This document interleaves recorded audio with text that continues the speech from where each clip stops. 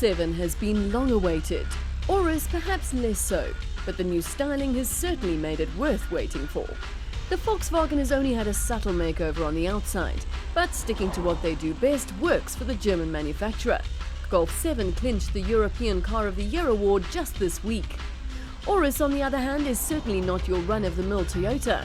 Unique, angular styling could see it appealing to a new type of buyer, one who wants to stand out from the crowd, if not be pulling away from them. Quiet Sunday afternoon with a book and a couch. No.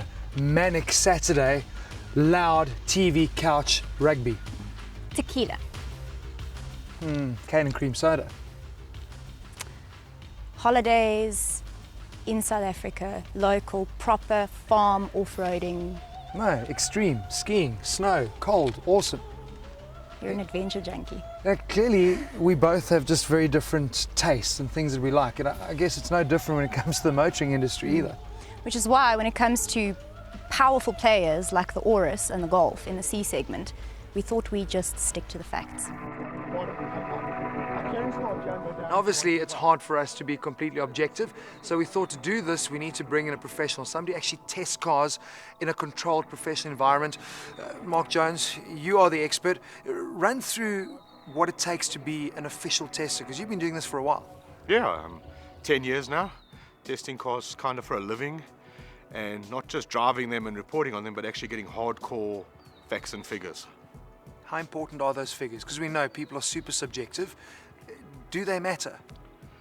I think there's a massive proportion of the population that really live by the figures. I mean, the manufacturers quote them verbatim. And there are, of course, those that couldn't be bothered. It's an emotional decision. You find a lot of the times, maybe that's probably one of the biggest parts of what you do with the testing, is to validate those figures. They claimed some cars are sold just because of their performance claims. And then I come along, test it, and I get nowhere near there. And then people say, no, well, look, clearly I'm wrong, and the manufacturer's right. And they just don't buy into it. Big reason, obviously, we look at the cars now, Auris and Golf 7. They're getting tested possibly in European environments, so it's important that what you do here is in our environment, our weather conditions. More importantly than that is things like you use the same venue, so your surface condition stays the same. You don't change your equipment.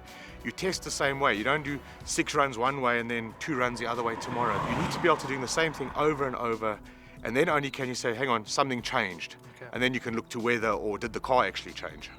So talk to us now. Obviously, we've got the 2 heavyweights. I mean, Golf's always been class leader in C segment. Whole new Auris, and that's why we've come to you to say, listen, let's take subjectivity out, give us facts and figures. What sort of tests should we be looking at? The basic tests, I mean, everybody wants to sort of know is how fast is the car, so how quick is it on top end, true.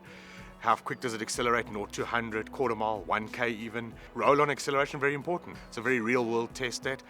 And then, of course, braking again. I mean, a car needs to stop as well as it can go. If it doesn't stop, you're going to have an accident. So that's the basics we look at. We can measure anything. If it moves, I can measure it. Start with a high-speed run. You've now done the tests on both of the vehicles. What were the results?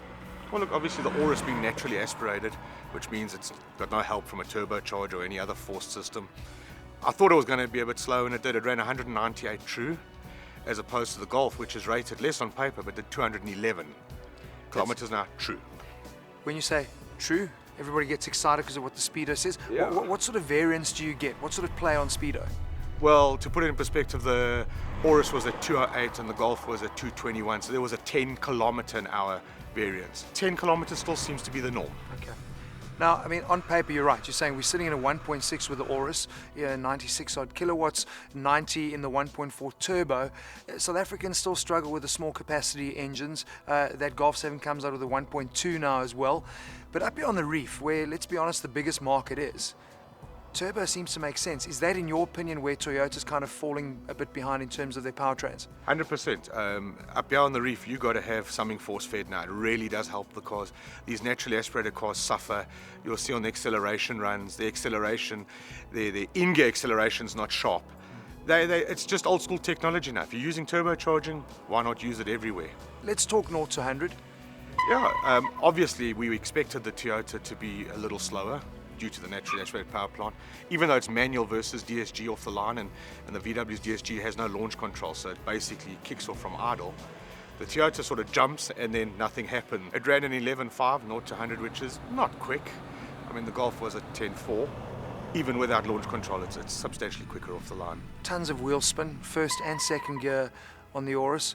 Bit of a problem. Doesn't seem to be their VSC system, their stability or traction control system. I certainly couldn't find it, and a car that will sort of break traction like that off the line is telling you that it's not there, which I think is a huge omission. It's not something you want to be giving to your wife and saying, go do a double lane change test. It's not going to be good. It's a bit of a concern because I know they get the Euro NCAP 5-star ratings, but then the car comes out here and it actually doesn't have it if it doesn't have that VSC.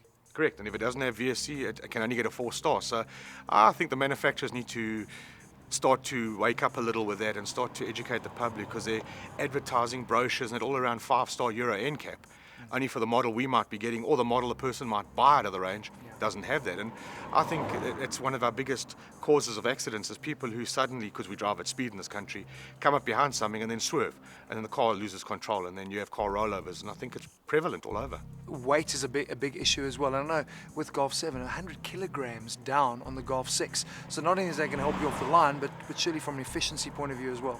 No, of course, it makes that car just sharper to drive, more nimble to drive. I think, if you've got to be blunt, I think the VW's moved that one step further ahead now.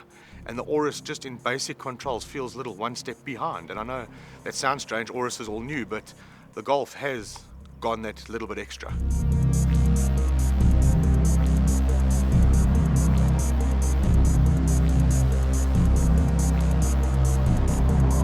So we all know Marius is an acceleration and performance nut. What I care about, Mark, is how these cars are going to react in practical situations in terms of the safety of the families that are driving them. So let's talk about brake testing. How important is that, and what kind of speeds did we brake test these cars at? Well, look, I think braking is vitally important. It's just so ignored these days. Everybody wants to know how fast their car is. They don't care how quickly it stops. And I mean, the difference of 1 or 2 meters, if you're riding at the back of the car and there's a 2-meter difference, it's the difference between life and death. Both cars were pretty good. But the Auris, surprisingly, I mean, bearing in mind it wasn't great in performance, came back at the Golf quite well and was better under braking. It was more consistent, there was less smoke and fade, and the times were slightly quicker.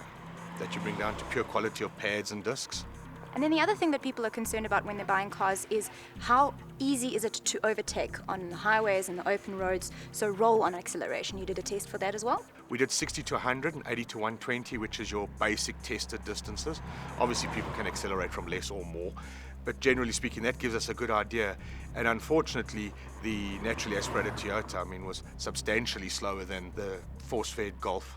Okay, well that's purely because of the turbo, because in motion that little turbo is going to help the car get past the other car. Correct, And that it's got superior torque. And the naturally aspirated engine is going to struggle up here. Exactly, it's trying to rely on oxygen for its power, and there's not a lot of it up here, and the little car just produces a ton more torque lower down. So in essence, if you had to argue, the Golf would be the easier car to drive on the open road and getting past traffic, less working of the gearbox, especially since it's DSG as well, so that helps a lot. Yeah, so just evidence again that even though it's a smaller capacity engine, the turbos really make a big difference. Down at the coast, the Auris would be so much closer because it'll have a lot more oxygen to use to make power, but it's still not going to get there. The way to go forward is turbocharging and supercharging.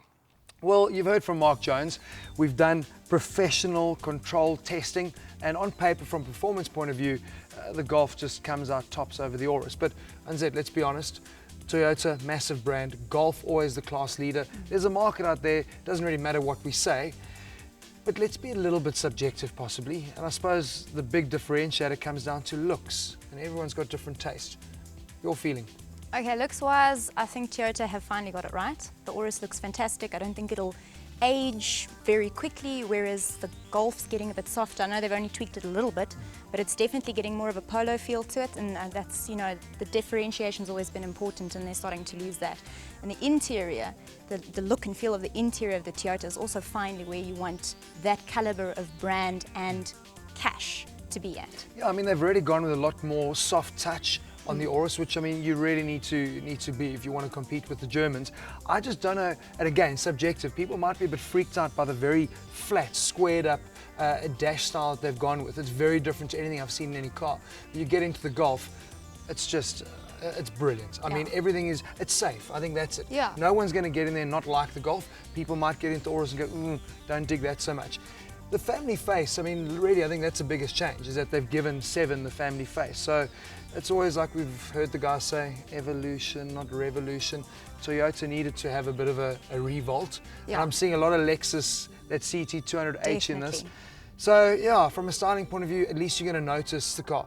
Let's talk price as well. Obviously, we're testing DSG box versus manual, and that's going to put you back $280 base price. So it's a hell of a lot more expensive than the Auris. But if we went manual to manual, This the one would be Auris- cheaper.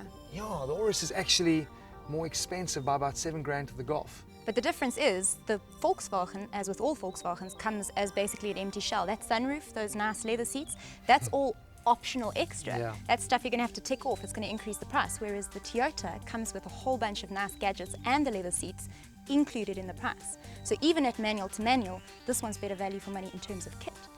See, maybe that's another very important performance figure, is how's it going to perform when it comes to the wallets.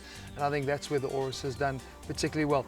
So I think the best car is I think we'll leave it up to you to decide. probably the cleverest thing you've said all day.